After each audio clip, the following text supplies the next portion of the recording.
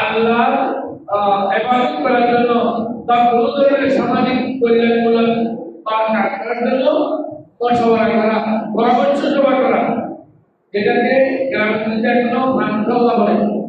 ভানসলা মানে ভানখায় আসলা করে সলা পরামর্শ করে। তো ভালো কাজের জন্য সলা পরামর্শ করতে হবে। ইব্রাহিম চমৎকার আল্লাহ স্বপ্ন দেখেছেন, তিনি তার ছেলেকে আল্লাহ রাস্তায় পানি দেন, বরং বলছেন ইন্নী রাআইতু ফিল মানামে ইন্নী আযবাহুকা মাযা তারা। এ ছেলে, ইয়া বুনাইয়া, আমার ছেলে, আমি কুরবানি দেওয়ার জন্য তোমাকে দেখেছি রাত্রে যে আমি আল্লাহর রাস্তায় তোমাকে কুরবানি দিচ্ছি। এই ব্যাপারে তোমার সাথে আমি পরামর্শ করছি, তোমার পরামর্শ কি বলো?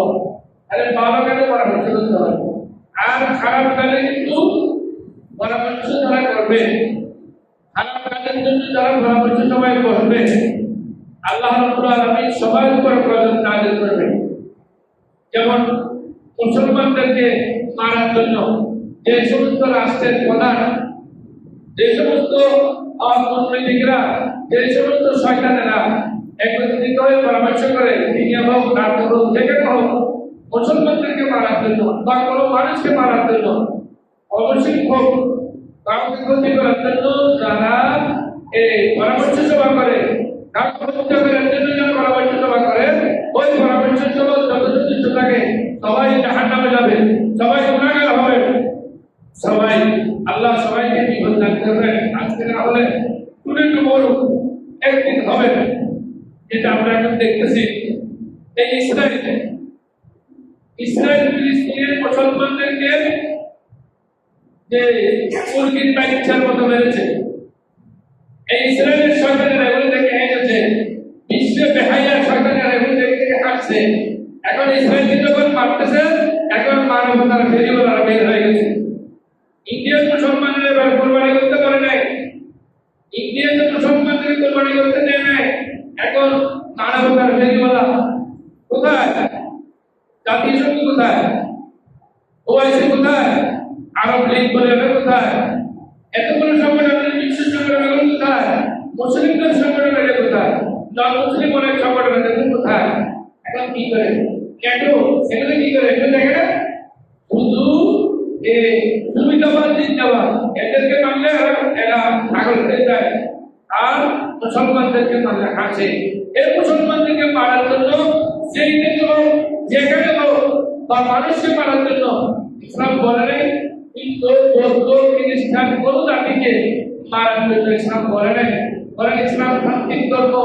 এখানে মারার জন্য, মানুষকে মারার জন্য যেখানে পরামর্শ করে, ওই জানোয়ারেরা সবাই এটা যত বিশ্বকে হাইয়া হোক না কেন ওরা জাহান্নামী। আল্লাহ ওদের দুধের জন্য জাহান্নাম অবধারিত করে রেখেছেন। আল্লাহ তাআলা আমিন বলেন। তাহলে মশওয়ারা বা পরামর্শ করা ভালো করতে হবে। 10 নম্বর তসলিমু আওয়ামিরিল্লাহি ওয়া রাসূলিহি। আল্লাহ এবং রাসূল যে নির্দেশ দেন, ওই নির্দেশ শিরকে করে মেনে নেওয়া। যেমন যখন ইব্রাহিম ইসলাম বলছেন আমি তোমাকে জবাই করতে দেখেছি, তখন ছেলে ইসমাইল জবিহুল্লাহ একটি শব্দ বলে নাই, বলেছেন ইয়া আবাতি, হে আমার প্রিয় বাবা, কি পাল আপনি করেন, মাওলা তোমার আল্লাহ আপনাকে অর্ডার দিয়েছেন,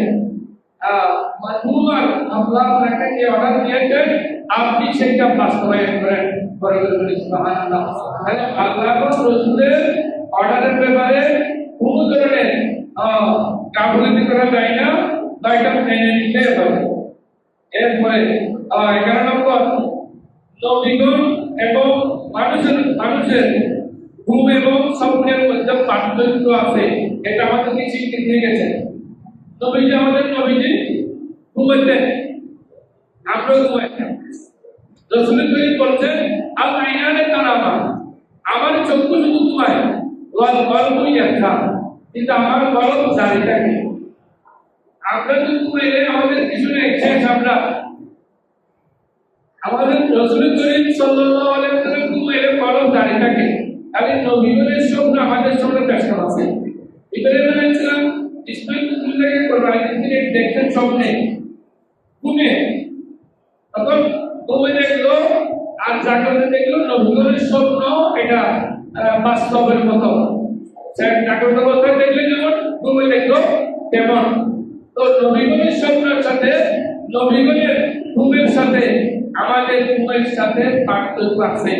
তো যদি নবীগণের ঘুমের সাথে আমাদের ঘুমের সাথে পার্থক্য হয় তাহলে নবীগণকে আমাদের সমান হবে নাউযুবিল্লাহি মিন যালিক। যারা বলে ওরা বেরম্বরই ডামিস, নবীগণের মতো তারা করোনা দেয়, আমরা নবীর মতো নবী আমাদের মতো, ওরা নাম্বার সারা ডামিস, ওরা নাম্বার সারা শয়তান, ওরা বেরম্বর ইবলিস। আল্লাহকে হেদায়েত করুন আমিন। তো দেখেন এরপরে 12 নম্বর হলো সবর। সবর ধৈর্য ধারণ করা। ধৈর্য ধারণ করে এটা কোরবানির শিক্ষা। হযরত জলিলুল্লাহ ইসমাঈল বলেছেন, আব্বা আপনি আমাকে জবাই করে সমস্যা নেই, আমি কিন্তু একটা কাজ করব, আমি ধৈর্য ধারণ করব, আমি ধৈর্য ধারণ করব।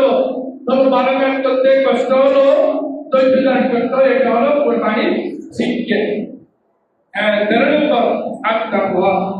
আল্লাহ রাব্বুল আলামিন বলেছেন যে ফালাম্মা বালাগা মা'আ সাইয়্যা, যখন একটু হাঁটতে পারে তখন তাকে নিয়ে জবাই করার জন্য বলছেন, তখন ইব্রাহিম আলাইহিস সালাম হযরত জলিলুল্লাহকে নিয়ে জবাই করার জন্য গেছেন, আর জলিলুল্লাহ বলছেন আমি ধৈর্য ধারণ করব, কোনো সমস্যা নেই। তো আল্লাহ, আমরা তো সবাই আল্লাহর বান্দা, আল্লাহ রাব্বুল আলামিন অনেক সময় আমাদেরকে পরীক্ষা করেন। বলেন লাবলুওয়ান্নাকুম বিশাইইন মিনাল খাউফি ওয়াল জু'i ওয়া নাকসিন মিনাল আমওয়ালি ওয়াল আনফুসি ওয়াস সামাওয়াতি ওয়া বাশশিরিস সাবিরিন। যতক্ষণ আমাদের সুবিধা হয় ততক্ষণ আমরা বলি আল্লাহ ভালো, আল্লাহ রহিম, আল্লাহ দয়ালু। যখন আমাদের উপর নাউযুবিল্লাহ কোনো বিপদ আসে তখন আমরা ধৈর্য হারা হয়ে যায়, তখন আমরা বলি আল্লাহ আমাকে কেন বিপদ দিলেন, কেন আমাকে বিপদ দিলেন, আমি তো মাঝে নামাজ পড়ি। শুনেন, যারা ইবাদত বেশি করে তাদেরকে আল্লাহ আরো বেশি পরীক্ষা করে। কেন? ওদের গুনাহ থাকলে ওগুলো মাফ করার জন্য। ওদের যত জ্বর হয়, একটা কাটা বিন্দু হয়, এটা এই কারণে আল্লাহ তাদের গুনাহ মাফ করে দেয়, এদেরকে আরো কষ্ট বেশি দেয়। এই জন্য অনেক মানুষ বলে কি, আমি তো মাঝে নামাজ পড়ি, আমার সাথে জ্বর লেগে আছে, আমার সাথে রোগ লেগে আছে, কেন? এটা চিন্তা করবে, চিন্তা কেন করবে না? আপনি কেন চিন্তা করবেন? চিন্তা করার কোনো কারণ। তো এরপর আছে আত-তাকওয়া। কুরবানি আমাদেরকে শিখিয়ে দিয়ে গেছেন তাকওয়া। তাকওয়া ছাড়া আপনি 3.5 লক্ষ টাকা দিয়ে গরু নিয়েছেন, আপনার ভিতরে তাকওয়া নাই, আপনার ভিতরে তাকওয়া নাই। আর একজন গরু নিয়েছেন 1 লক্ষ টাকা দিয়ে, ওনার কাছে তাকওয়া আছে। তো কুরবানি কাজটা কবুল হবে। তাকওয়া মানে আল্লাহর ভীতি, তাকওয়া মানে আল্লাহর ডর, আল্লাহর ভয়। আল্লাহর ভয় আপনার ভিতরে নাই, আপনি 3.5 লক্ষ টাকা দিয়ে গরু কিনলে কি হবে? 50 লক্ষ টাকা দিয়ে গরু কিনলে কিছু হবে না। আল্লাহ গরু কবুল করবেন কাটটা, যার কাছে তাকওয়া আছে 1 লাখ টাকা দিয়ে দিয়েছেন কাটটা।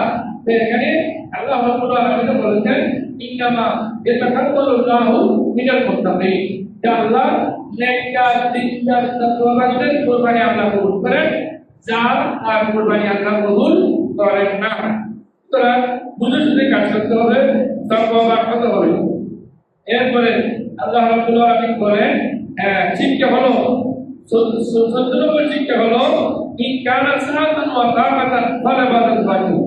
কারো যদি শক্তি সামর্থ্য থাকে, শারীরিক শক্তি আছে, সুস্থ আছে, নামাজ পড়তে হবে, নামাজ বাদ দেওয়া যাবে না। টাকা পয়সা আছে, খরচ করতে হবে, টাকা পয়সা আছে, কোরবানি দিতে হবে, না দিয়ে কোনো উপায় নাই, দিতে হবে।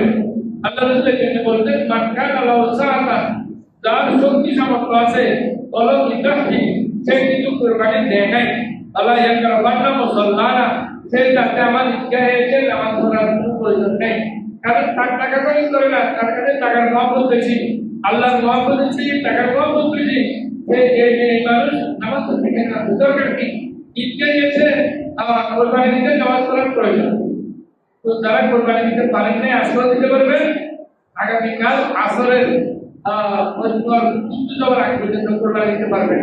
যারা দেন নাই তারা দিয়ে দিবেন, আর যারা দিয়েছেন তারা আল্লাহর কাছে কোরবানি কবুলের জন্য দোয়া করতে হবে। 15 নম্বর ঈসার মুহাম্মদুল্লাহ ওয়া রাসূলি আলা আওলাদে ওয়া যাওজা।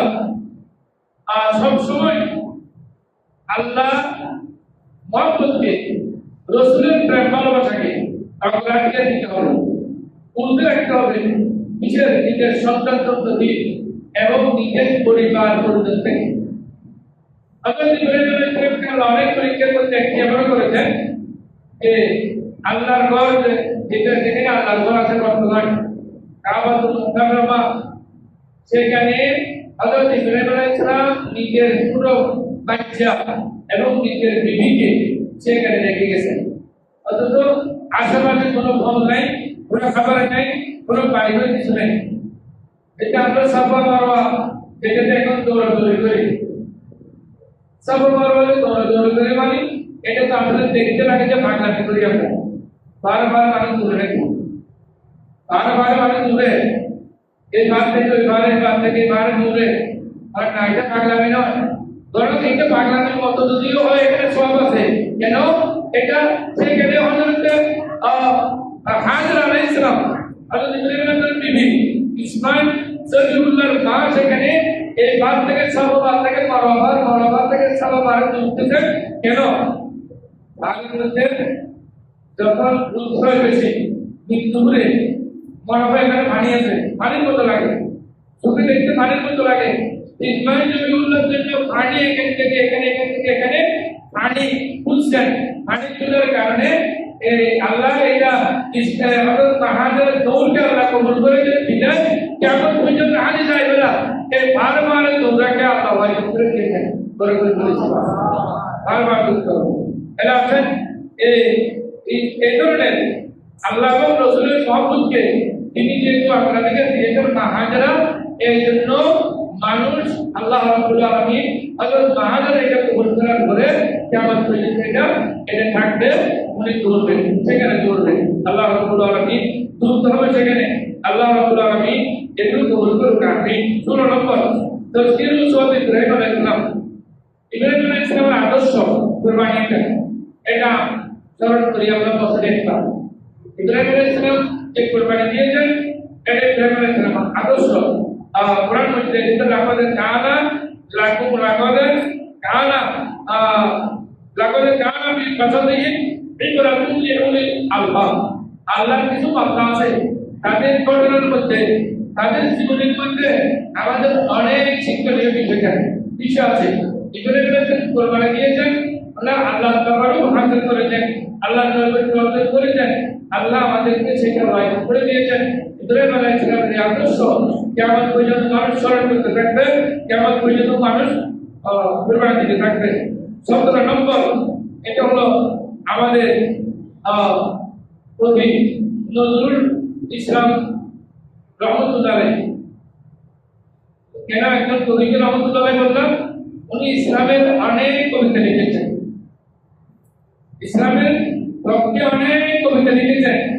আর মুসলমান নামধারী অনেক কবি ইসলাম বিদ্বেষী, ইসলামের বিরুদ্ধে লিখে গেছেন, নাউজুবিল্লাহ। একজন বলেছেন কবি, তাও কবি না বলবো না, সে বলছেন আযান দিলে আযানের আওয়াজগুলো কুকুরের কেউ মতো লাগে, নাউজুবিল্লাহ। আর কবি নজরুল বলছেন মসজিদের পাশে আমায় কবর দিও ভাই, আমি যাতে সকাল সন্ধ্যা মসজিদ সাহেবের আযান শুনতে পারি। বলবেন না বাংলা কবি হলো কি হবে, কি সুন্দর সুন্দর রসুল করিমের শানে অনেক কবিতা তিনি লিখে গেছেন। তো উনি একটা সুন্দর কথা বলেছেন এখানে, যেটা আমি খুব করেছি, এটা হলো পুরা বুকের পাত্র ফেলে ফেলে ছুড়ে ত্যাগের করে হৃদয় পাত্র, অর্থাৎ বুকের রূপ পাত্র, রূপ বিনাশ আমরা অনেক করেছি, এটা পাত্র এখন ত্যাগ ছিল, আস্তে আস্তে ত্যাগে হয়ে যাও, ত্যাগে হয়ে মানুষকে শান্ত দাও, মানুষকে সান্ত্বনা দান করো। আল্লাহ রাব্বুল আলামিন আমাদেরকে এই 17টি কুরবানির এই শিক্ষাগুলো আমাদের বাস্তব জীবনে বাস্তবায়ন করে আল্লাহ আমাদেরকে নেককার চিন্তা করার তৌফিক দান করুন, আমিন। ওয়া আলহামদুলিল্লাহি রাব্বিল আলামিন।